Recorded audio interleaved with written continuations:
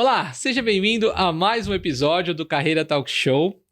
Se você é novo no canal, seja muito bem-vindo. Se você não me conhece, eu sou o Paul Barramontes, sou estrategista de recolocação e transição de carreira, executivo global de supply chain e não se esqueça de se inscrever no canal, ativar as notificações, curtir, comentar, compartilhar, que isso nos ajuda a crescer e trazer histórias incríveis como a de hoje, que eu tenho a honra e o prazer de receber o José Maciel. Ele é gerente de projetos, trabalha numa grande organização. É uma pessoa que eu tive a honra de trabalhar no início da minha carreira. Evoluímos, crescemos juntos, temos vários causos para contar e hoje eu trouxe ele para a gente poder bater esse papo. Maciel, obrigado pelo seu tempo. Pô, obrigado você pelo convite. Você sabe que sempre é um prazer estar com você e aí poder trocar um pouco de experiência aí vai ser bom. Eu acho que não vai dar pra gente contar todas as nossas histórias aqui, mas vamos fazer um breve resumo. Mesmo porque o YouTube ia cancelar, ia cancelar o episódio e, quiçá, o canal. Mas a gente tem ali quase 15 anos, é só você faz essa contagem, eu não faço essa contagem. Cara, assim, eu costumo gravar o ano que a gente se conheceu, porque todo ano muda o número, né? Então se gravar o ano é mais fácil. É desde 2005. 2005, então, cara. Façam Então, as contas. tem aí muito tempo juntos. Tempo. Cara, eu te conheci numa época em que eu já não era estagiário, já estava como analista. Sim. E você entrou como projetista, né? E o projeto sempre fez parte da sua jornada. Engraçado que o projeto em si, a execução do projeto e não tanto a gestão de projeto, como aconteceu na sua jornada.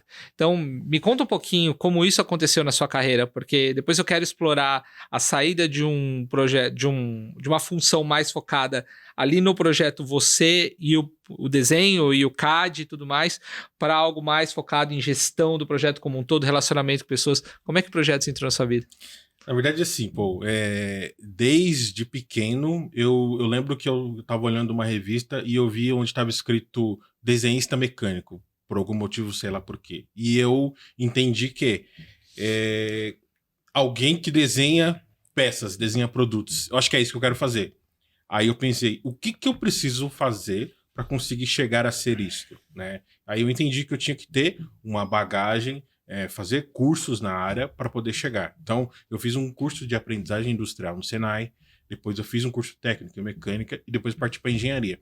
Para assim, no meio dessa jornada, eu conseguir chegar onde eu queria, que era trabalhar literalmente com desenhos de peças, desenho de máquinas, desenho mecânicos em si, né? O projeto mecânico entrou na minha vida dessa maneira, né? Cheguei a passar por outras áreas, trabalhar na fábrica e tudo mais, até que na empresa que a gente trabalhou junto, eu entrei como desenhista mecânico, na verdade. E aí veio a parte de gestão de projetos, né? Que muitas pessoas confundem, né? Você é gestão de projetos com projeto e tudo mais. E aí você sai de uma área extremamente técnica e vai para outra que muda diametralmente a forma como você se via na sua carreira, né? Que é sair de dentro do computador e ir para uma área de relacionamento. Qual foi o impacto disso para você? Porque eu imagino que tenha virado de ponta cabeça a sua carreira. Com certeza, porque eu passei, assim, foram 10, 11 anos trabalhando focado com desenhos técnicos, né? E aí veio a oportunidade de eu trabalhar com projetos, só que de uma forma mais ampla, né? Na gestão. Para mim, assim, foi assim, uma oportunidade, né? Uma oportunidade de crescimento na carreira e pessoal, né? Porque a partir do momento que você sai só da parte técnica e tem uma visão ampla do negócio, é onde você cresce, você evolui e você vê que você tem condições de mais, de fazer mais, de aprender, de desenvolver e de colaborar. E como foi isso? Porque assim, quando você tem uma pessoa muito técnica que vai para uma área mais de relacionamento, muitas pessoas têm até dificuldade. Eu tenho um exemplo de empresas que fala o seguinte, eu tinha um bom técnico e hoje eu tenho um péssimo gestor, tá? Isso acontece porque a pessoa está tão focada, está centralizada ali, às vezes na gestão acaba se perdendo, né, pelo nível técnico que a pessoa tem e de relacionamento. Quais foram as principais dificuldades que você enfrentou nessa virada de chave?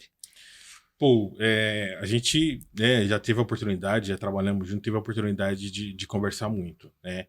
E eu lembro que eu usei uma frase com você que foi assim, puxa vida, a gente poderia aprender um pouco mais no amor, né? Nem tanto na dor, né? Então, assim, eu apanhei bastante, eu sofri bastante, porque eu cheguei numa situação que, legal, tô aqui para ajudar, como vamos fazer? Mas as demandas começaram a chegar, tipo, tosse vira, e eu, beleza, tá, mas qual caminho nós vamos seguir, por onde? Então, assim, eu precisei destrinchar todo o caminho, entender para conseguir fazer as coisas andarem, né? Então, assim, para mim, esse suporte que foi aonde eu sofri um pouco. Então, eu apanhei bastante, porque as pessoas me viam já como uma referência, e assim, toma, se vira, você precisa me ajudar e não eu te ajudar, né? Então, foi nisso que eu sofri um pouquinho. Mas calma aí, pô, calma aí. Nós estamos falando da parte técnica, a parte de gestão, mas você traçou o mesmo caminho. Você traçou o mesmo caminho. Eu ia falar Agora eu quero saber de você também. Eu ia falar exatamente isso. Comigo aconteceu o oposto. Eu entrei numa área 100% técnica, sem ser técnico, focado somente na questão de processos, gestão, pessoas. E eu sofri absurdamente pelo fato de não ser técnico. Porque eu entrei numa empresa, que foi a primeira empresa que a gente trabalhou, com uma cobrança de ser engenheiro que desenha, e o meu gestor ele era um desenhista, projetista, além de gerenciar a engenharia. Isso para mim foi uma dificuldade imensa, porque eu não tinha a menor aptidão para aquilo. Nunca fui hábil em desenhar, nunca fui hábil em fazer, errei muitos projetos e tive que aprender a ser técnico mesmo não sendo. Eu tive exatamente o oposto de você. E aí quando eu saí dessa área, eu vi que realmente eu estava indo por um caminho que era mais focado no que eu gostava de fazer. Aprendi a ser técnico, tanto que me especializei em regionalização e tudo mais, mas eu percebi que foi realmente a duras penas. Eu vou falar para você que eu tive muitos momentos na minha carreira que eu tive dúvida se eu seria engenheiro ou não. E olha que engraçado, você comentou que você tinha dificuldades técnicas no início. Eu lembro que começamos ali juntos, depois a gente se distanciou um pouco, você tomou outros rumos. Quando a gente se reencontrou novamente, eu percebi que a sua parte técnica tinha evoluído muito. E eu lembro que eu te perguntei, aonde isso aconteceu, né? O que você fez, aonde você conseguiu essa bagagem técnica? Porque eu percebi, né, que por todas as tratativas do dia a dia e tudo mais, que tecnicamente você tinha evoluído muito. Você já tinha um nível de gestão, mas tecnicamente você tinha crescido bastante. Isso foi legal. E sabe o que eu percebi? Quando você me falou isso uma vez, eu fiquei pensando o que aconteceu. É o que eu falo, que você tem duas formas de aprender. Você tem a forma, o que você deve fazer e o que você não deve fazer.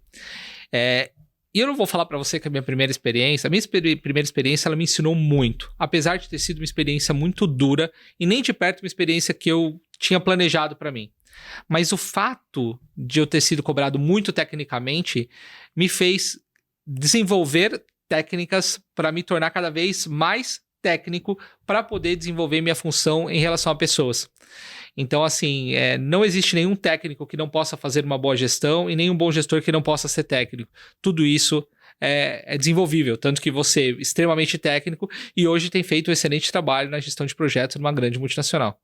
Exatamente. E assim, eu acho muito importante esse mix, né? De você, de repente, pegar uma pessoa técnica, colocar numa área mais administrativa, mais de gestão e vice-versa, para que uma experiência possa colaborar com a outra, né? E assim todo mundo ganha.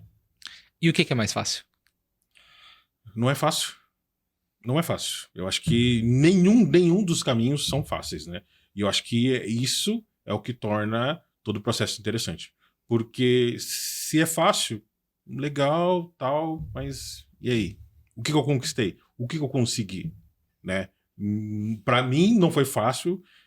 Não conheço alguém que conseguiu sucesso sendo fácil. Eu acho que todo o caminho, realmente, que quando você quer conquistar algo, o caminho vai ser difícil. E você voltaria para a área técnica? 100% técnica? É uma pergunta simples, mas de resposta não tão simples. Eu não digo que não, porque é algo que eu sempre gostei de fazer. Me atrevo a dizer que eu ainda gosto. Tudo depende da proposta, né? Na vida, tudo depende do que é ofertado. Isso aí você tá falando é interessante, porque eu não, apesar de hoje ser muito mais técnico do que eu era, eu respondo a sua pergunta pelo meu lado. Ser 100% técnico é muito mais simples do que você ter que lidar com pessoas, honestamente. É muito mais tranquilo você desenvolver um projeto técnico, desenho e processo e fabricação do que você ter que lidar com a política, com os relacionamentos que eles não são fáceis. Porque assim, a parte técnica, né, quando você tá no nível mais sênior, tá tudo na sua mão ali, tá tudo mais ou menos dependendo de você. Quando você tá numa área de gestão, você está dependendo das outras pessoas, dependendo do trabalho das outras pessoas. E seu trabalho é muitas vezes cobrar, mas também facilitar com que as pessoas façam o que você precisa fazer. Então, assim, a tratativa com as pessoas realmente é o ponto difícil, crítico, né, da área, mas é desafiador também. Quando você vê o final que puxa vida, foi difícil, eu precisei falar com um, falar com outro, cobrar. Muitas vezes eu prometi brigadeiro para as pessoas. E assim, para que o negócio aconteça. E aí quando você vê que aconteceu, que o cliente foi bem atendido, que de repente uma manutenção que estava ali planejada aconteceu e deu tudo certo, você vê que no processo valeu a pena. Interessante. Cara, hoje você está fazendo a gestão de projetos e como é que está sendo esse desenvolvimento para você dentro dessa área, fazendo uma gestão por influência, porque você não é chefe de ninguém, mas precisa tirar resultado de todo mundo. E a gente tem vários cursos, MBAs, e tem uma série de caminhos, mas como é que você faz para você se desenvolver nessa área? Porque você entrou nessa área, foi desenvolvendo, foi fazendo acontecer, e para dar certo você tem que se alimentar de conhecimento. Como é que você tem feito isso na sua vida? Assim, tem as questões dos treinamentos, né? Treinamentos específicos, às vezes um pouco mais técnico, treinamento de agilidade e tudo mais, que ajuda, né? Te dá muita bagagem, mas o que eu tenho feito é me espelhado, né? Quem atingiu o nível que eu gostaria de ter, né? Quem passou pelo caminho que eu estou passando e teve sucesso? Ah, foi o fulano ali? Ô fulano, vem aqui, vamos tomar um café. Como é que você fez? Que caminho que você traçou? Né? Quando você encontrou essa e essa dificuldades, como você fez? Para que eu possa aprender com a experiência dele e entender e aprender qual é o meu caminho. Né? Não necessariamente eu vou fazer igual, mas eu já tenho um pouco mais de bagagem para tomar alguma decisão. Né? Um ponto que você comentou que é importante é a liderança indireta, né? Porque você não é gestor de ninguém e você depende das pessoas e você precisa que as pessoas façam o trabalho delas para que o seu trabalho também aconteça, né? Assim, eu acho que o ponto principal é você precisa participar das pessoas. Muitas vezes elas estão executando as tarefas, mas não entende qual a influência que ela tem no contexto, no todo, né? Então, assim, quando você participa a pessoa, quando você mostra para ela que, ó, isso aqui, por mais que seja simples a sua tarefa, mas olha o que pode desencadear se isso aqui acontecer de uma forma errada. Se você esquecer alguma vírgula que se quer, olha o que pode desencadear. E, ao contrário, se você fizer correto, olha o tanto de benefícios que nós vamos ter. E assim, já aconteceu muitas vezes de eu receber um feedback positivo do cliente, alguma coisa nesse sentido, e eu cascatear para todos os envolvidos. Porque, olha, é trabalho de todo mundo, não é meu. Eu posso ser a cara da empresa para o cliente. Mas, por trás, tem todo um trabalho que eu, muitas vezes, só cobro, só imputo, mas que outras pessoas fizeram e elas também merecem o reconhecimento. Espetacular, cara. Essa é a essência da liderança, né? Você já externar essa sua liderança, que eu acho que a liderança indireta ela é muito mais difícil do que a liderança direta. Porque a liderança direta, no final ainda do dia, se a coisa não andar, você ainda pode exigir que seja feito do jeito que você quer. Quando você trabalha com gestão de projetos, não, né? Então você não pode exigir porque cada pessoa tem um gestor. Então quando você faz esse trabalho, você já mostra a humanização, você já mostra uma série de fatores e que isso te prepara para quando você estiver trabalhando com o seu próprio time, né? Acho Exatamente. que essa é a essência. Uma pergunta, Paul, e me fala um pouco sobre a sua experiência de quando você está um nível acima do gerente de projeto? Quando você está coordenando essa equipe, como que é essa experiência, como que foi essa experiência para você? Eu vou falar para você que a liderança indireta, apesar de ser difícil, porque você vai fazer uma liderança por influência, a liderança direta eu acredito ser até muito mais difícil do que a liderança indireta. E aí eu vou te explicar por quê, pela minha experiência mesmo. Porque a carreira da pessoa está na sua mão. No final das contas, num projeto, o resultado do projeto está na mão de todos. Tá? Mas você não tem o poder ali de promover ou não aquela pessoa. Quando você está liderando um time, aquela pessoa ela tem uma expectativa de crescimento. Ela tem uma expectativa que alguma coisa aconteça quando o trabalho dela é executado.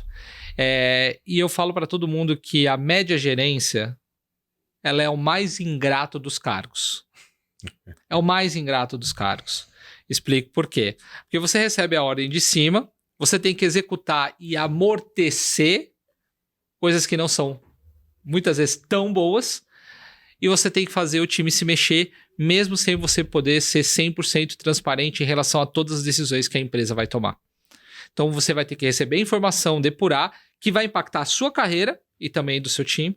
Você tem que gourmetizar esse texto para você não desmotivar as pessoas, você não aumentar o turnover. Então é um trabalho muito desafiador, porque você precisa entregar resultado, que é o que a empresa te exige, e ao mesmo tempo entregar resultado para a pessoa, porque senão ela vai embora. O mercado vai ofertar alguma coisa melhor para ela. Então é uma atividade muito desafiadora. Não estou dizendo, comparando que uma é melhor que a outra, não. Ambos têm desafio, porque você tá lidando com um cliente, você está lidando com um time que não é seu, mas ao mesmo tempo você está lidando com um stakeholder que precisa de resultado e você está lidando com a carreira da pessoa. Então eu vou falar para você que, história pessoal, o Maciel sabe, eu trabalhei minha vida inteira para ser gestor executivo, estudei liderança, fui para todas as escolas que você pode imaginar, e nos 6 primeiros meses que eu assumi a minha primeira liderança, eu tive a plena certeza que eu tomei a pior decisão que eu podia ter tomado na minha vida. E hoje como que você tá sobre isso? Lógico que uma primeira liderança, eu sempre pergunto para os executivos que sentam aqui como é que é a primeira liderança e todos dizem a mesma coisa, porque por mais que você estude na prática, coisa é diferente, mas depois que você vai entendendo e você vai vendo que você não vai tratar todos do mesmo jeito, você tem que respeitar a individualidade de cada um, e a partir do momento em que você começa a evoluir como líder, a liderança passa a fazer sentido e você não quer sair dela, e você acaba entendendo que você tem um propósito muito maior, que é impactar vidas. Então eu passei a focar em construir líderes, construir sucessores e fazer com que a carreira de cada pessoa que passa pela minha liderança, ela cresça e ela tenha resultados extraordinários na carreira dela. E aí quando você recebe os feedbacks, e aí no final do dia, né, que eu já passei por empresas e hoje não estou mais nelas e tudo mais, apesar de estar executando e estar como executivo numa organização, o relacionamento que você constrói é pro resto da vida. E você constrói uma rede muito poderosa com pessoas, como foi o caso, né? Nós estamos aqui hoje, que começamos a trabalhar numa condição totalmente diferente, depois entramos numa empresa onde nós tínhamos uma relação de liderança e liderado, e hoje nós temos uma relação até muito superior a ela, porque eu acho que a liderança ela extrapola as paredes da organização. Concordo plenamente, pô. Concordo plenamente. Hoje eu tô atravessando um momento na minha carreira onde eu estou atuando como gerente de projetos, mas estou com uma função um pouco de destaque perante a equipe. E assim, para mim está tendo muitas coisas novas, né? E a questão do trabalhar com as pessoas, entender os momentos das pessoas. Todos os dias eu penso o que eu posso fazer para que as pessoas possam ter um melhor trabalho, executar de uma forma melhor, né? E eu acho que esse é um desafio constante, diário, todo dia você tem que estar ali fazendo, pensando, executando como você pode melhorar a vida das pessoas que trabalham ali para que eles possam entregar ainda um resultado ainda melhor. E como é que você cresceu na sua carreira, Marcelo? Ao longo da sua jornada, você foi longevo nas empresas que você passou. Tá? Então você tem uma predisposição a ficar mais tempo nas empresas do que até mesmo eu tive na minha carreira. Dá um tempo, eu vou embora. No momento que eu saio. Que aí eu sou movido a desafio, uma série de fatores, e hoje a geração está ficando cada vez mais tempo. Como é que essa evolução aconteceu? Né? Foi através do network, foi através do mercado? Que eu quero explorar um pouquinho a importância do network na sua carreira. Eu preciso expor para todo mundo qual é qual o seu comentário sobre isso? Você foi muito polido nessas palavras. Você costuma dizer assim, você casa com as empresas. Eu não quis trazer dessa forma, mas sim. O Ciel, ele casa com as empresas. Assim, eu entro numa empresa e entro muito focado em entregar os resultados, né? E assim, e todo dia a gente tem uma meta diferente, né? Um resultado para entregar e tudo mais. E aí eu foco nisso. E eu acredito que seja por isso que eu acabo ficando mais tempo, porque eu tô ali focado cada vez em fazer um trabalho melhor, em entregar mais, e acabo ficando. Óbvio, as coisas vão acontecendo para mim dentro das empresas, né? Conforme os resultados vão aparecendo. Isso também colabora para que eu possa ficar, né? Mas, assim, eu venho a cada tempo que passa, eu venho descobrindo e venho observando o poder do networking. Porque, assim, dentro das empresas e no mercado, se você não tiver um bom networking, você pode entregar um excelente trabalho, mas você pode ver uma pessoa do seu lado que talvez não entregue o resultado que você entregue ir mais adiante do que você. Então, assim, ter um bom network, um bom relacionamento com seus pares, com as pessoas que estão hierarquicamente abaixo de você e mais com as pessoas que decidem é extremamente importante. Tão importante quanto o resultado que você vai entregar. Porque só ter um network sem resultado também não vai acontecer. Então tem que acontecer as duas coisas paralelamente. Você trouxe um tema um tanto quanto polêmico, né? Porque eu prego isso há muito tempo. Primeiro que as pessoas precisam separar você investir na sua carreira pelo conhecimento e de você investir no networking. Em 2019, a Valor Econômico fez uma enquete, fez uma pesquisa, e 60% dos CEOs do Brasil não tinham MBA. E aí você pega essa informação e pensa o seguinte, pô, se 60% dos CEOs do Brasil não têm MBA, como é que eles chegaram lá? Então eles chegaram através do relacionamento. Eles souberam entregar resultados e, ao mesmo tempo, trabalhar a carreira de forma a se mostrar e se vender. Que é um dos maiores erros dos profissionais, não se venderem tanto dentro das empresas quanto para o mercado. Então você trouxe o tema assim um tanto quanto interessante, porque a grande maioria das pessoas acredita que só o resultado vai trazer oportunidades para ela na carreira. E tem um fato que eu sempre falo para as pessoas: o mercado ele não está vendo seu resultado, tá? Você pode entregar o que for dentro da sua empresa. Só a sua empresa está vendo. E o mercado? Como é que você se vende? Network. Não tem jeito. Assim, como você comentou, tudo aquilo que você está entregando, eles vão ver. Pode ser que numa entrevista você consiga mostrar toda a sua entrega, mas e até você chegar na entrevista? Como que vai ser? Exatamente. E como criar networking, como fazer networking se o seu dia já está cheio, você está trabalhando 12, 14 horas por dia? Essa é a pergunta que eu faço para você. Você é o especialista, me conta. Me conta, colabora comigo. Me mostra como é. A entrevista é com você, não é comigo. Aqui a entrevista é um bate-papo. Cara, é um desafio. Primeiro que o que eu falo para todo mundo. Um network ele tem que ser parte do seu dia a dia e da sua carreira. Não adianta você focar só no resultado e só na empresa. Você tem que extrapolar as paredes dela, construindo relacionamento com pessoas. Como construir relacionamento? Participando de grupos, participando de fóruns, participando de eventos, participando de podcasts, como você está aqui, e tentando conectar o máximo de pessoas possível. Mas se você não transformar isso numa rotina do seu dia a dia, você vai ser engolido pela sua rotina e você não vai fazer networking. O problema é que o networking vai ser importante para quando aquela rotina não existe mais. E aí é onde entra a dificuldade dos profissionais. Então, por exemplo, fui desligado de forma abrupta. O que eu faço? Trabalhei minha vida inteira e entreguei resultado? Porque sim, você vai ser mandado embora entregando resultado. Eu costumo dizer que a lista de demissão da empresa está todo mundo nela, né? Você pode estar em primeiro ou em último, mas você está nela e um dia vai acontecer. E o que eu fiz ao longo da minha carreira foi transformar o networking como uma parte de uma rotina do meu trabalho. Conversar com pessoas, criei esse podcast com esse objetivo, né? E cada vez mais, por exemplo, entrevistei uma pessoa que foi uma indicação de outra, que já gerou oportunidade. Então é isso, ou você transforma o networking na sua rotina, ou você vai ser engolido por ela e depois você vai ter que lidar com as consequências disso. Você faz um comentário sobre isso que eu acho muito importante e eu trago comigo. Você está empregado, muitas vezes você não se preocupa muito com network, porque você está numa empresa boa, tem um salário legal, tem um cargo bacana, então você está tranquilo.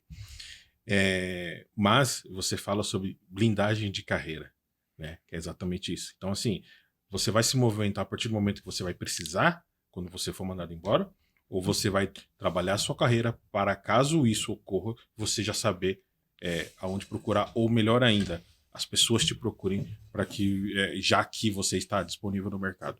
E o melhor dos mundos eu não estou disponível no mercado, mas ainda as pessoas estão te procurando.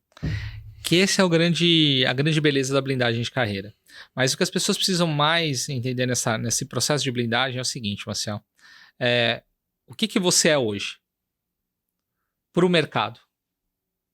O Maciel ou o Maciel da empresa X? Certa vez eu estava conversando com um gestor, não vou citar quem é, nem da onde foi. Vou perguntar depois, tá? Nos bastidores eu falo. Que eu sentei na mesa dele, ele falou o seguinte: pô, tá vendo tudo isso aqui, ó?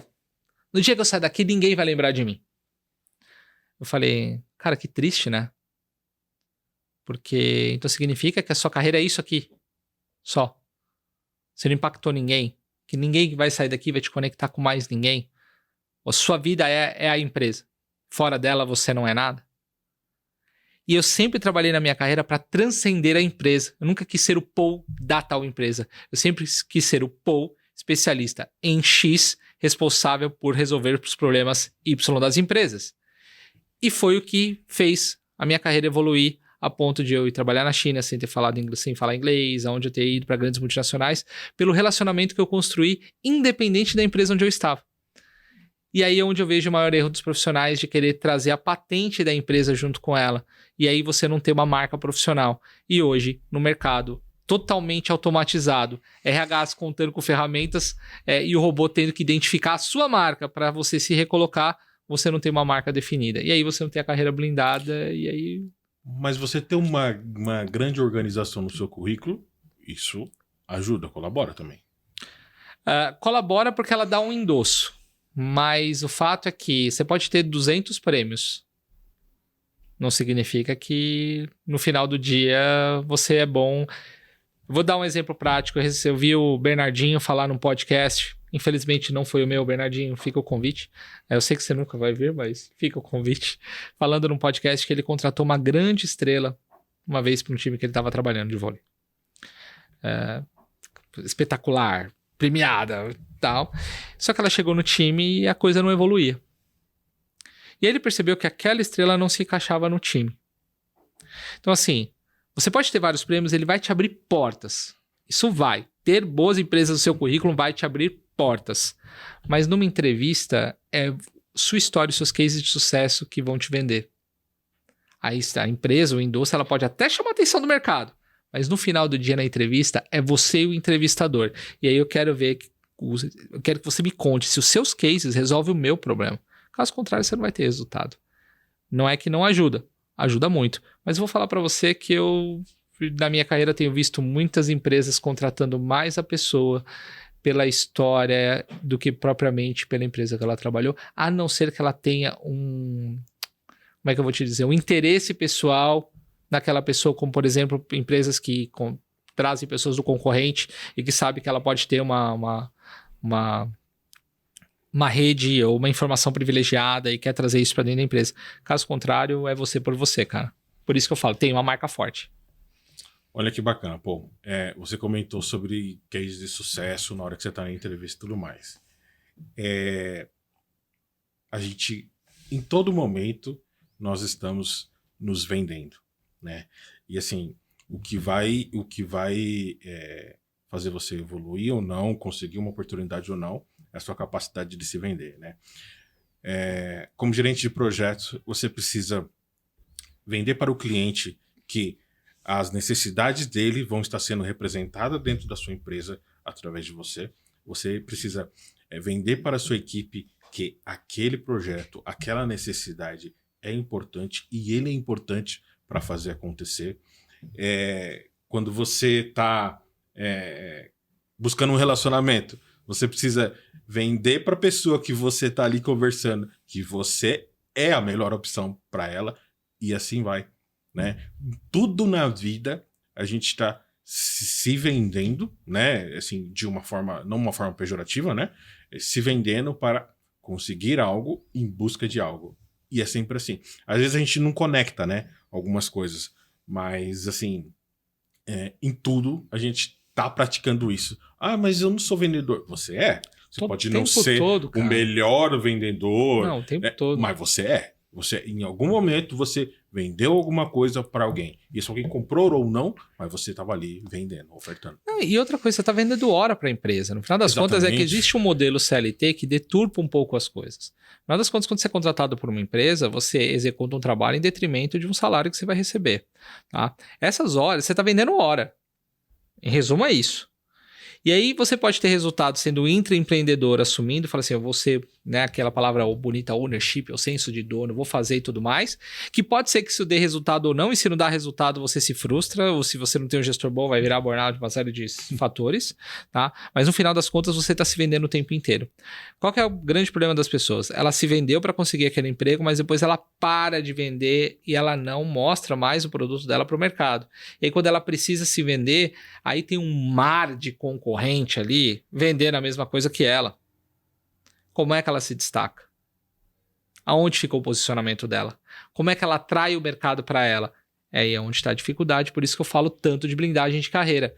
Assim, você tem que blindar sua carreira enquanto você está trabalhando, fazendo tudo possível, gerando movimento e se conectando, indo atrás. Porque senão, cara, se você for fazer isso depois que você precisar, acabou o jogo. São 6, 8 ou até 18 meses que é a média do mercado para você se colocar. Olha a dificuldade que é se você não prepara a sua carreira. E o que eu mais tenho de mensagens e profissionais é falando, Apple, eu devia ter feito isso enquanto eu estava trabalhando. Agora é muito mais difícil. Não que não aconteça, né? Mas você está preparado para ficar esse tempo todo sem ter uma renda recorrente? Exatamente. E o retorno ele vem rápido, né? Porque hoje você tem ferramentas que fazem isso. Dá para você ter retorno rápido. Eu mesmo tenho uma metodologia que traz retornos rápidos.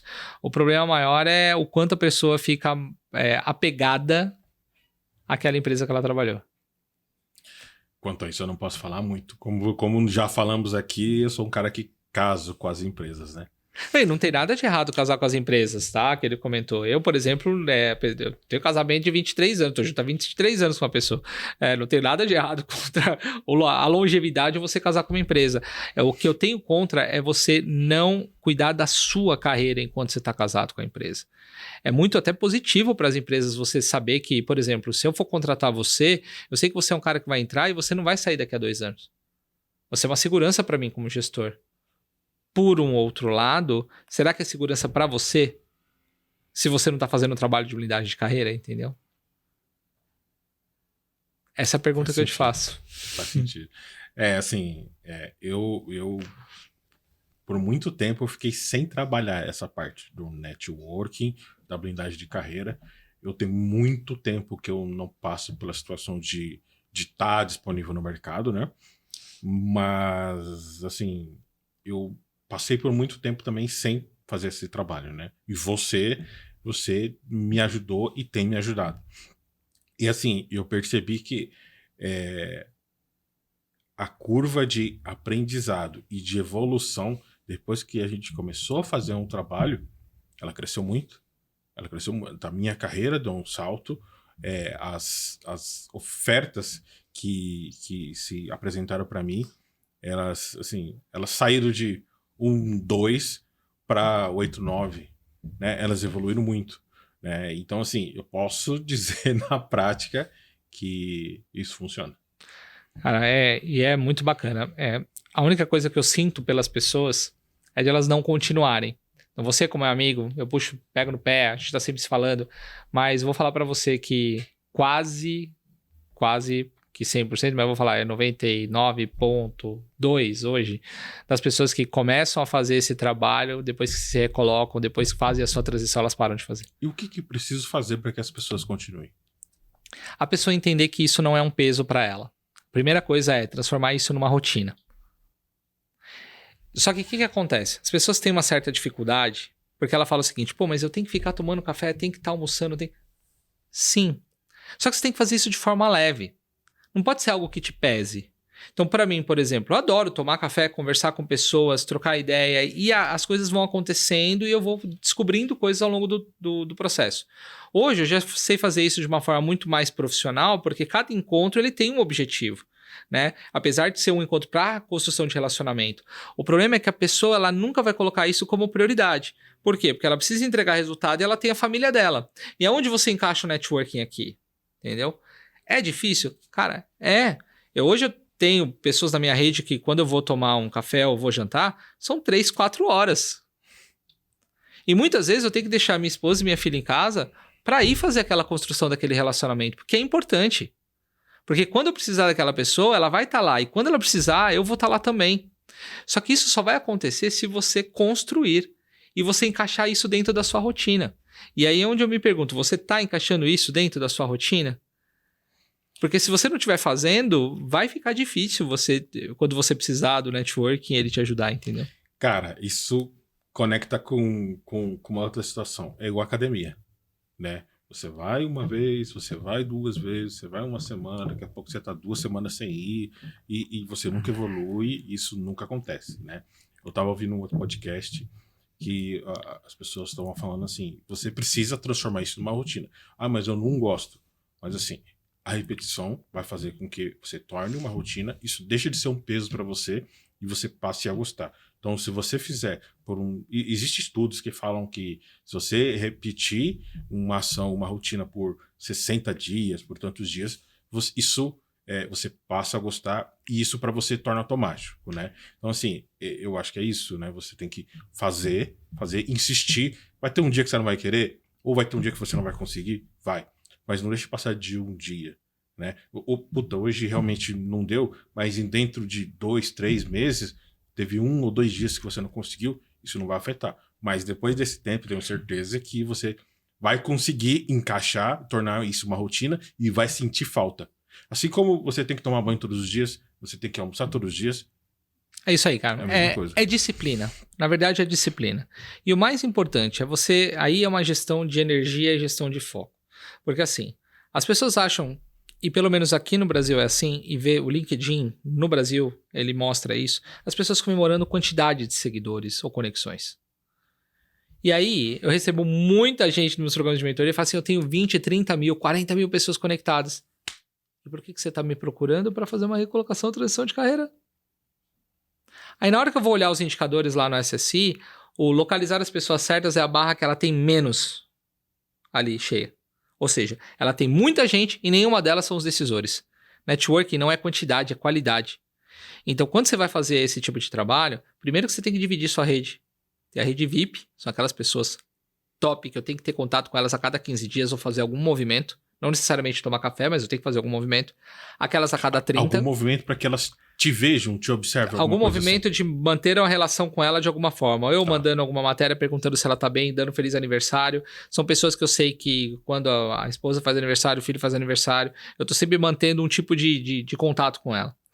Aí tem aquelas a 30 dias, 60 dias e 90 dias. E tem aquelas que eu vou me encontrar quando encaixar na agenda. Pô, você tá selecionando, você tá...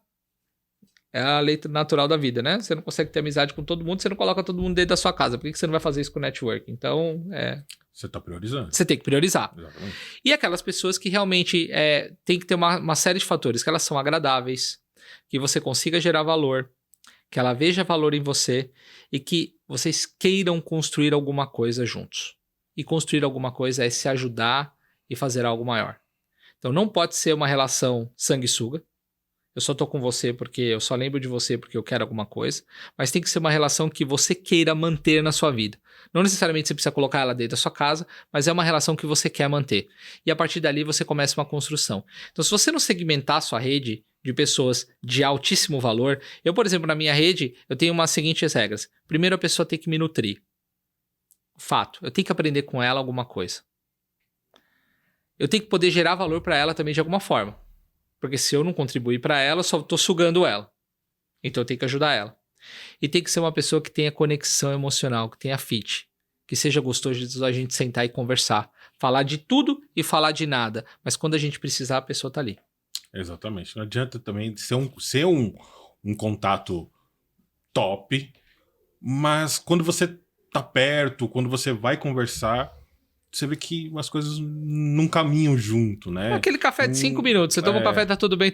Aí você já tá vendo no relógio, você já pega o celular e você já quer sair. Exatamente. Por isso que assim, tem muitos cafés e jantares que duram 3, 4 horas. Porque a conversa ela vai para todos os lugares, desde o profissional, do pessoal, de vir uma sessão de terapia, psicologia, psiquiatria, por que não? E de todos os assuntos. E você sai leve, cara. Você sai ali, pô, eu quero estar mais com aquela pessoa. Então isso é a construção do relacionamento. Dividindo, claro, não é porque você está fazendo networking que você tem que ser amigo da pessoa ou colocar a pessoa na sua casa, não é isso. Mas é uma pessoa que você quer se nutrir, você quer gerar valor e você quer manter ela ali. E aí, quando você precisar, a pessoa vai te ajudar e vice-versa. Então é uma questão muito de afinidade também, entendeu? Mas se você não encaixar isso na sua rotina, porque eu concordo, uma das coisas que você falou é verdade. Nem todo mundo gosta. Tem a pessoa que gosta de fazer academia e vai por paixão. Tem a pessoa que vai pela força do ódio. Vai porque precisa fazer. Mas tem um momento em que você tem que fazer por disciplina. Não, eu não gosto, mas é importante para minha saúde e eu tenho que fazer. Network é a mesma coisa. Você pode não gostar de fazer, mas você vai ter que encaixar na sua rotina porque o seu futuro, a sua carreira depende disso.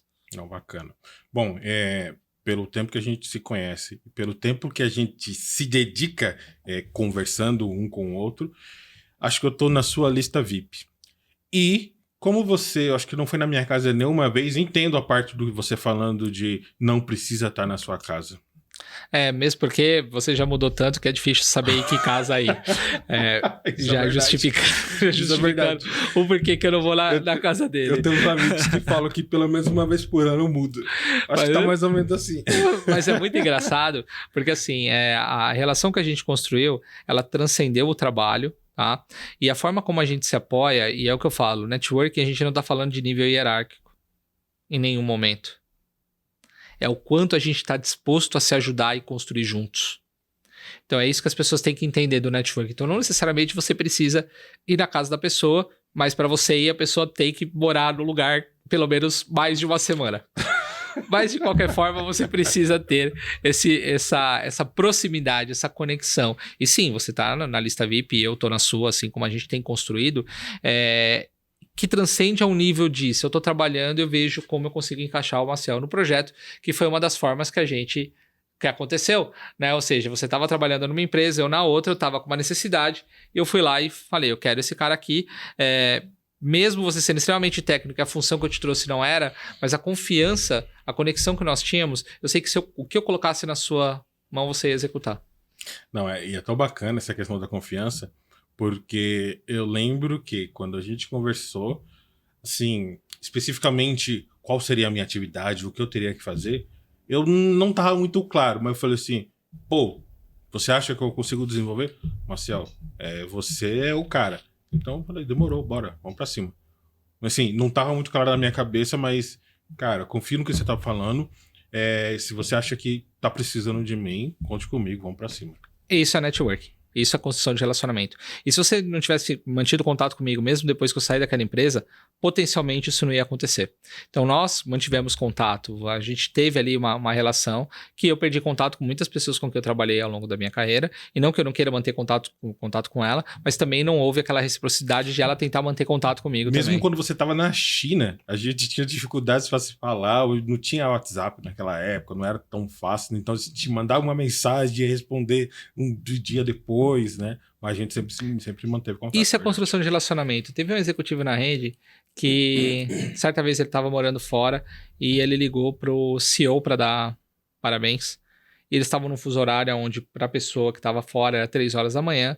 E aí o chefe perguntou, falou, pô, por que você tá me ligando? Era um ex-chefe, na verdade, nem estavam trabalhando juntos mais.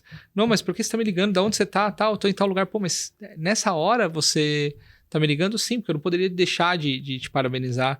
Isso é construção de relacionamento, né? Quantas vezes você dedica tempo com pessoas com quem você trabalhou, que são estratégicas para você, ou que tem uma boa conexão, de você mandar uma mensagem, né? De você, né, tá ali, como eu falei, a cada 15 dias eu tenho que fazer um movimento na minha rede com as pessoas, eu tenho que saber como elas estão, se tá tudo bem, a cada 30, a cada 60, a cada 90, e fazer isso acontecer. Isso é network, é assim que você blinda a sua carreira, cara. E no digital não é diferente. Se você faz isso com a sua rede no offline, você tem que fazer no digital também. Então você tem que manter uma regularidade de postagens, de interações, para que você consiga ter resultado nela também. Mas, infelizmente, o nosso tempo está acabando. Na verdade, o nosso tempo já acabou. E eu não queria fechar antes que você desse uma dica de um livro, um filme ou uma série que te impactou e que te impacta para você compartilhar com a nossa audiência. De cara, tem uma série que eu já assisti algumas vezes e que eu tô assistindo de novo, que é Homens de Terno, né? Que você me indicou e que, assim, tem muitos insights que a gente tira de lá. Como eu disse, eu tô assistindo, acho que pela 4ª vez ou 5ª vez, e que é o que eu deixo de dica.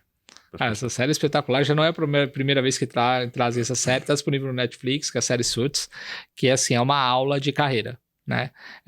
Não necessariamente do que você deve fazer, mas é uma aula de marca pessoal, gestão de conflito. Cara, é espetacular. O que você cara. precisa fazer para conseguir um resultado é sensacional. Cara, sensacional.